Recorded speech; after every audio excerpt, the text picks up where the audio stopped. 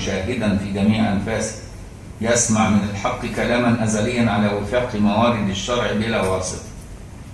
تحال روحانيته تتلقى دائما من الله في حال الروحانية، وهذا في حال النبوة التي أشار إليها بقول كنت نبيا وآدم منجلل في طينته، وفي رواية كنت نبيا وآدم بين الروح والجسد.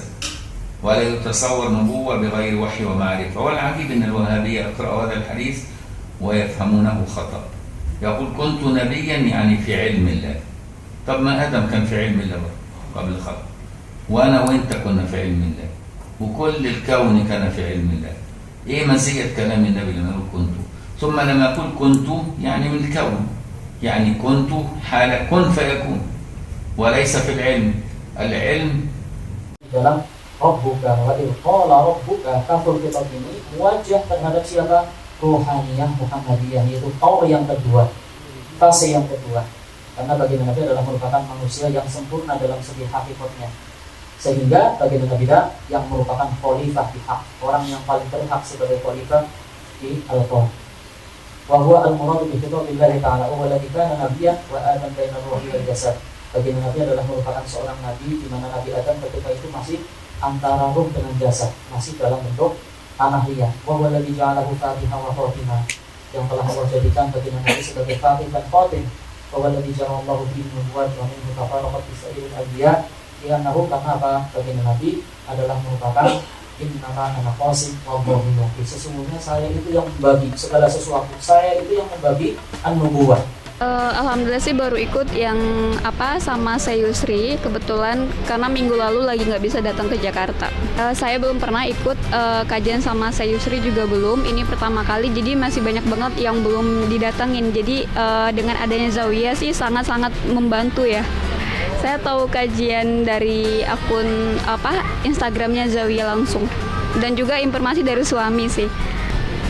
Masya Allah ya, sangat membantu banget karena kan ketika kita mau nuntut ilmu, kalau langsung datang ke Mesir atau ke Maroko itu jauh banget. Jadi Zawiyah itu sangat membantu buat para penuntut ilmu biar lebih dekat juga. Terus mendapat ilmunya nggak perlu jauh-jauh ke negeri timur. Jadi udah dengan adanya Zawiyah itu sangat-sangat membantu.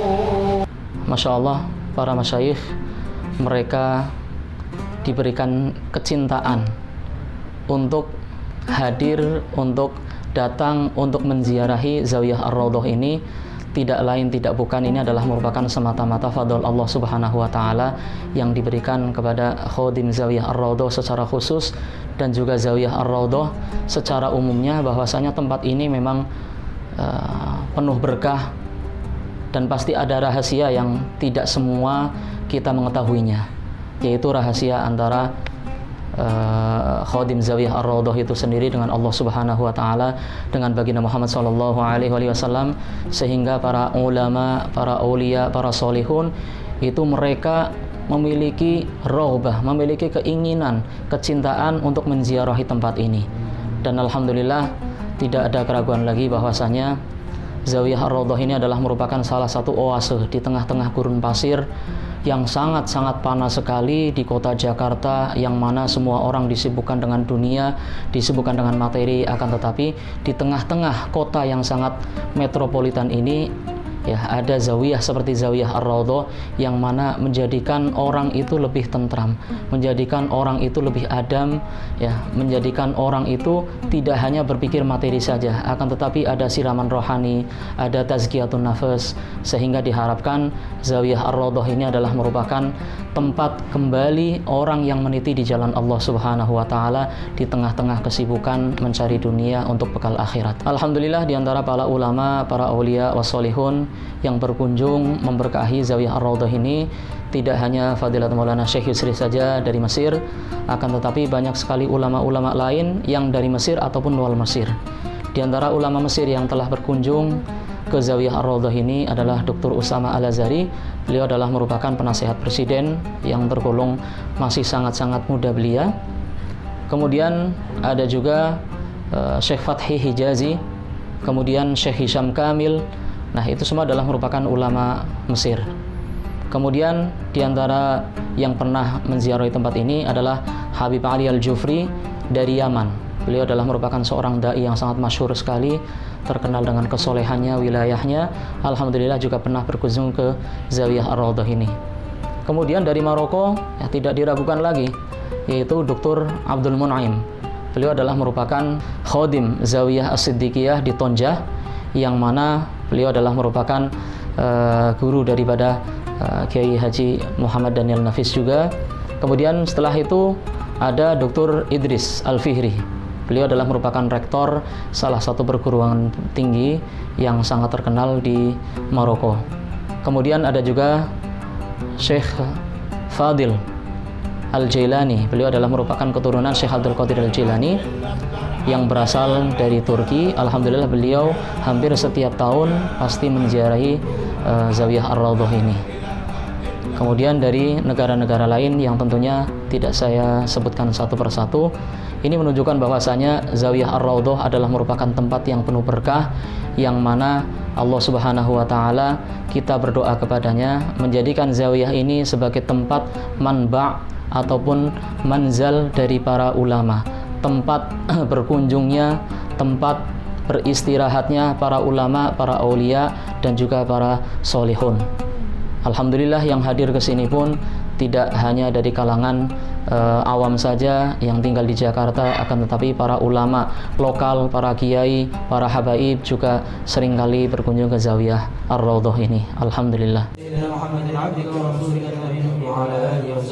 Allahumma shalli ala sayyidina Muhammadin 'abdika wa rasulika an-nabiyyi wa ala alihi wa sahbihi. Allahumma shalli ala sayyidina Muhammadin 'abdika wa rasulika an-nabiyyi wa ala alihi wa sahbihi. Allahumma shalli ala sayyidina Muhammadin 'abdika wa rasulika an-nabiyyi wa ala alihi wa sahbihi. Allahumma shalli ala sayyidina Muhammadin 'abdika wa rasulika an-nabiyyi wa ala alihi wa sahbihi. Alhamdulillah sudah mengikuti lama saya acara-acara di Zawiyah ini lewat Instagram Zawiyah Ar-Raudhah. Alhamdulillah ada kesempatan sekarang hadir sama kajiannya Syekh Yusri Al-Jabri. Karena sendiri dari Kuningan Jawa Barat datang sendiri ke Jakarta. Ya mungkin halaqah ilmu banyak, dan saya lihat Zawiyah Ar-Raudhah mengundang masyaikh-masyaikh yang ya boleh dibilang alim kibar minal ulama, termasuk yang ada hari ini juga kemarin dari Maroko. Mungkin buat penyegar batin gitu, karena kebanyakan adalah ulama sufi ya, mutasawwifin ya, insyaallah manfaatnya lebih banyak buat kita bekal sehari-hari. Pendapat saya terkait kedatangan para masyayikh ke Zawiyah itu merupakan suatu keberkahan yang kita dapatkan. Alhamdulillah kedatangan mereka itu yang pertama yaitu mengupgrade keilmuan kita, wawasan kita, menambah wawasan kita, keilmuan kita. Yang kedua juga kita mendapatkan setrum rohani seperti itu. Alhamdulillah bulan ini ngikutin Syekh Idris Al-Fasi, yang kemudian ikut juga Syekh Yusri ini. Semakin banyak syekh-syekh yang datang ke Zawiyah, maka keberkahan yang pertama untuk Zawiyah dan keberkahan untuk negara ini juga, karena mereka syekh-syekh tersebut datang tidak hanya bawa ilmu, tapi bawa juga sirnya, nurnya juga yang akan sampai kepada kita. Maka kalau Zawiyah sering mendatangkan syekh atau kedatangan syekh, itu semakin baik, semakin berkah, dan kita mendapatkan keberkahan dan kemanfaatan ilmu dari mereka.